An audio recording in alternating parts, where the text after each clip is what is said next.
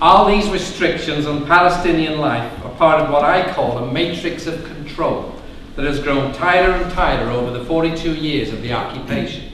Jeff Halpert, Israeli human rights activist. The most fundamental control is over land and housing. On the blackest days of my life, which I don't wish on anyone else in the world, I was having lunch with my family when I heard a big voice outside. I opened the door and saw my house surrounded by 200 soldiers. The commander and 2 civil administration officials were armed. One of them, Misha, I knew. He is my neighbour. He lives in a Jewish settlement very near us in the West Bank. The commander said to me, Salim Shawamre? Yes. Is this your home? Yes, this is my house. Not anymore, it isn't. You have 15 minutes to get your family and your belongings out of the house. We are going to demolish it. The commander stood in my doorway. He came up to me really close, holding his rifle, and when I tried to push him back, the soldiers jumped on me, beat me all over my body, handcuffed me, and threw me out of the house. That very day, by sheer chance, I just happened to be nearby, because my organisation, the Israeli Committee Against House Demolitions, had joined with others for a demonstration opposite the civil administration headquarters. I reached the house just as Salim and his family were being removed.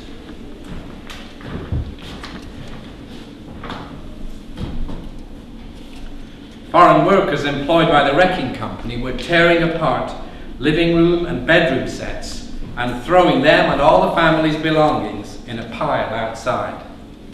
I ran in front of the bulldozer to block it and was immediately jumped on by soldiers.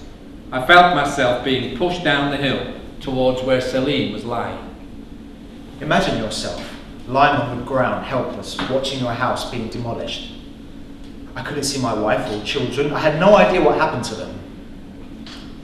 Jeff came to me and held my hand as the house was being demolished.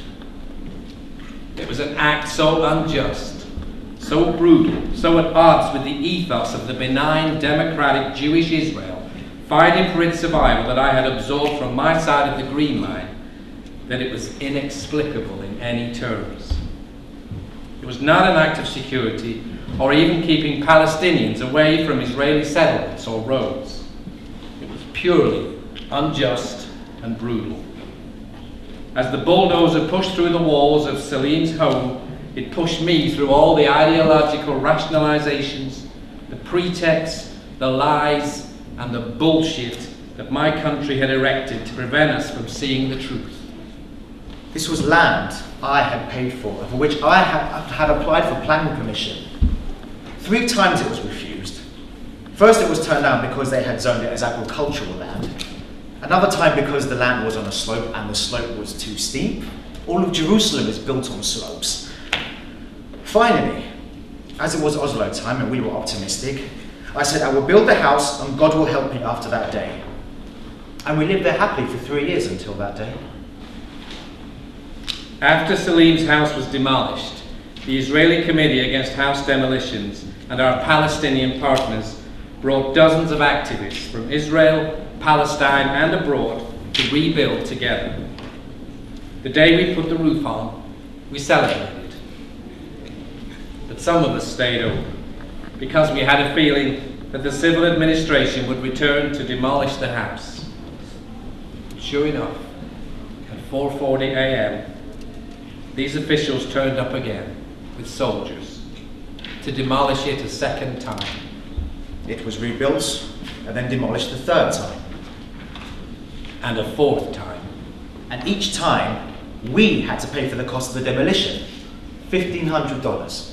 And we also had to pay a fine each time of $15,000, which we had to pay over years in installments. Since the start of the occupation in 1967, 24,000 Palestinian homes have been demolished. Only 5% of these have been for security reasons. Currently, 10 to 12,000 demolitions are pending in the area outside East Jerusalem. The biggest price is the psychological one. The demolition of a house means the demolition of a family. My wife didn't speak for 2 months after the first time. My kids are scared all the time now. They won't go into the bathroom alone. Their grades have gone down and they have trouble concentrating. When Israeli warplanes and Apache helicopters flew low over our home in 2002, my kids became so anxious they got stomach pains. I said to them, "Don't worry, I'm here. I'll protect you." Do you know what my 9-year-old daughter said to me? You can't protect us. We saw what the soldiers did to you when they handcuffed you and threw you outside when they demolished our home. So you can't protect us. Such words of a daughter to a father is like putting a knife in my heart.